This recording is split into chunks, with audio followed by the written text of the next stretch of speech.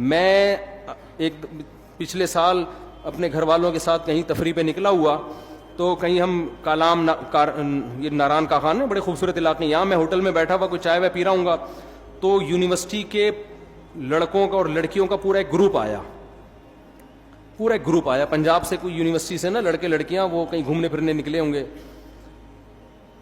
پہلے ہمیں یہ لگتا تھا جتنے بھی لڑکے آ رہے ہیں اپنی بیویوں کے ساتھ، پہلے ہی ہوتا تھا، نئی نئی شادی ہوئی دلہن کو لے کے نکلے ہوئے ہیں. تو میں نے کہا کہ یار اتنے لوگوں کی اتفاق سے نئی شادی ہو گئی، سب اپنی دلہنوں کو لے کے نکلے ہوئے. مثال کے طور پر 30 لڑکے 30 لڑکیاں ہوں گی، پتہ چلا کم وقتوں میں ایک بھی میرڈ نہیں ہے، اور بڑے بے تکلف. اتنے میں اب بے تکلفی کی انتہا کہاں تک ہو گئی. میرے پاس ایک نوجوان آیا کہ میری گرل فرینڈ نے کہا ہے کہ مفتی صاحب کے ساتھ اپنی ایک سیلفی لے کر آؤ. ان کی گرل فرینڈ کہیں میرا بیان سنتی ہو کہ مفتی صاحب کے ساتھ اپنی ایک یادگار سیلفی لے کر آؤ. میں نے ان کو تو کچھ نہیں کہا، لیکن مجھے لگا کہ معاشرہ اب اتنا خراب ہو گیا ہے نا کہ ایک آدمی ایک مولوی سے عقیدت بھی کر رہا ہے، سیلفی بھی لے رہا ہے، لیکن اسے مولوی کے سامنے یہ بتاتے ہوئے شرم نہیں آ رہی کہ میں ایک ہفتے کے ٹور پہ، جس میں راتیں بھی گزارتے ہوں گے ظاہر ہے، میں اپنی گرل فرینڈ کو لے کے نکلا ہوں. اس کا مطلب یہ چیز اب ہمارے معاشرے میں بری. مولوی کو تو لوگ 100 دفعہ سوچتے ہیں نا، اب یہ ایسی چیز ہو گئی کہ مولانا صاحب کو بتا دی تو مولانا صاحب کہیں گے ہو کوئی بات نہیں، کوئی بات. گرل فرینڈ اب خیال رکھیے گا بھابھی کا. اچھا، اس نے مجھ سے دوسری بات یہ کی کہ میری گرل فرینڈ نے کہا ہے کہ مفتی صاحب سے کہو کہ کوئی نصیحت کر دیں. اب دیکھیں وہ بیچاری تھوڑی سی دین پہ تھی نا، لیکن معاشرہ اتنا خراب ہو گیا ہے، سوسائٹی یہاں تک پہنچ چکی ہے کہ جس کو علماء سے محبت بھی ہے نا، وہ بھی ان چیزوں کو برا نہیں سمجھ رہے. میں نے اس سے کہا کہ آپ اپنی گرل فرینڈ کو جا کے کہیں کہ میری طرف سے نصیحت ہے کہ بوائے فرینڈ کو چھوڑ دیں آپ. میں نے یہی نصیحت کی.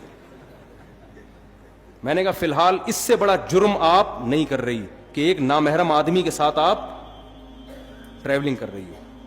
ہمارے نبی نے تو عورت کو محرم کے بغیر سفر کرنے کی اجازت نہیں دی اکیلے، اور آپ باقاعدہ نامحرم اور جوان ہو کے پوری بس جا رہی ہے.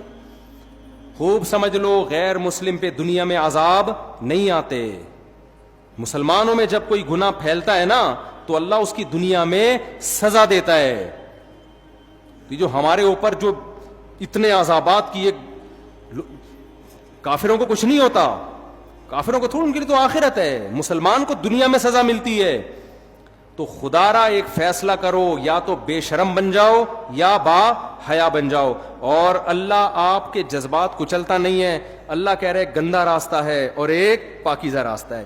گندے راستے کو چھوڑ دو، پاکیزہ راستے پہ آ جاؤ. پاکیزہ راستہ کیا ہے؟ نکاح والا راستہ. اور اس راہ میں نکاح شادی بیاہ میں جو ٹینشنیں آئے نا کہ خرچہ بڑھے گا، اللہ پہ توکل کر کے اس کو برداشت کرو. موسیٰ کلیم اللہ، حضرت موسیٰ علیہ السلام کا واقعہ قرآن بیان کرتا ہے. اللہ کے کلیم، انتہائی مقرب پیغمبر، انہیں جب لڑکی کے والد نے، ان کی زوجہ کے والد نے کہا کہ میں اپنی بیٹی آپ کو دوں گا اس شرط پہ کہ آپ 10 سال بکریاں چراؤ، کتنا بھاری بھرکم مہر تھا.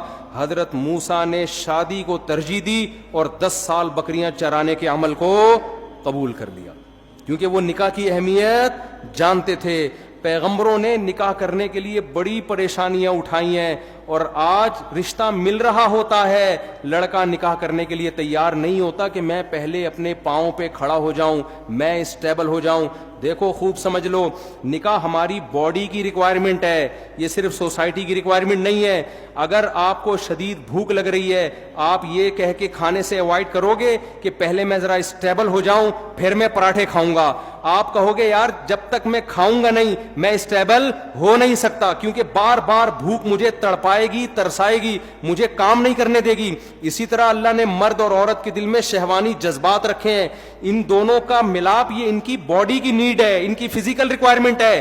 یہ ریکوائرمنٹ جب تک پوری نہیں ہوگی آپ دنیا میں کوئی کام ڈھنگ سے نہیں کر سکتے. آپ آنکھ مٹکوں میں اور فحش فلموں میں ہی لگے رہو گے، اپنا ٹائم ان چیزوں میں ضائع کرو گے.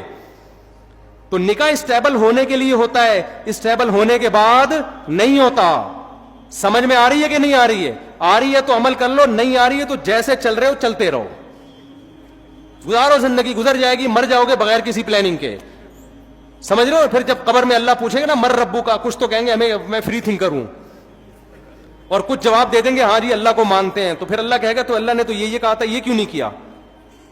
تو آپ کہیں گے بھائی میں اسٹیبل ہو رہا تھا، وہ مولانا عباد اللہ صاحب ہے نا تبلیغ جماعت کے, بڑا پیارا ملفوظ ان کا, وہ کہتے ہیں لوگ کہتے ہیں پہلے سیٹ ہو جائیں پھر ہم دین پہ آئیں گے, پہلے سیٹ ہو جائیں نا, پہلے سیٹ ہو جائیں. تو انہوں نے کہا سیٹ آدمی جبھی ہوتا ہے جب قبر میں جاتا ہے, جب قبر میں چلا جاتا ہے اس کو لٹاتے ہیں قبلے کی طرف, کہتے ہیں اب سیٹ ہے, اب کیا ہے, اب سیٹ.